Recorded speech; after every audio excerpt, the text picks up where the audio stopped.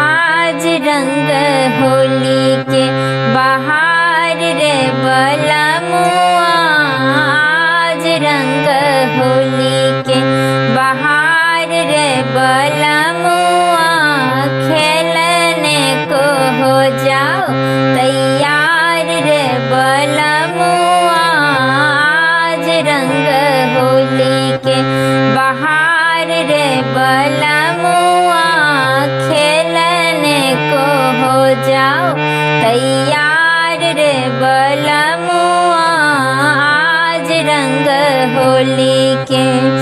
अबीर गुलाल कुमकुम केसर अमित रंग की ढेरी है, हौज हौज रंग घोरी घोरी के इत्र रग जाकेरी है। अमित गुलाल कुमकुम केसर अमित रंग की ढेरी है, हौज हौज रंग घोरी घोरी के इत्र रग जाकेरी है।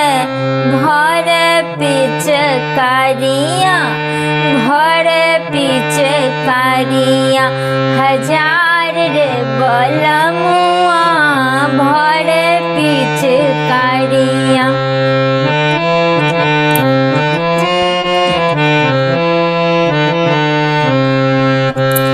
आज रंग होली के बहार रे बलमुआ, खेलने को हो जाओ तैयार रे बलमुआ, आज रंग होली के।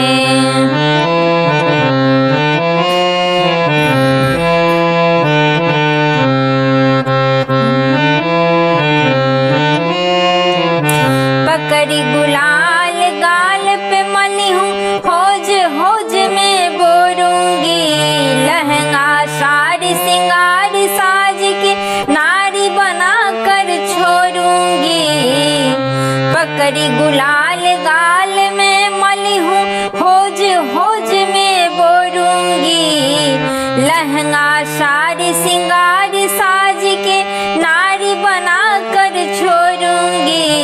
रूप लता ये प्रण हमार रे बलमुआ, रूप लता का ये प्रण हमार रे बलमुआ, खेलने को हो जाओ तैयार रे बलमुआ, आज रंग होली के बहार रे बलमुआ, खेलने को हो जाओ तैयार रे बलमुआ।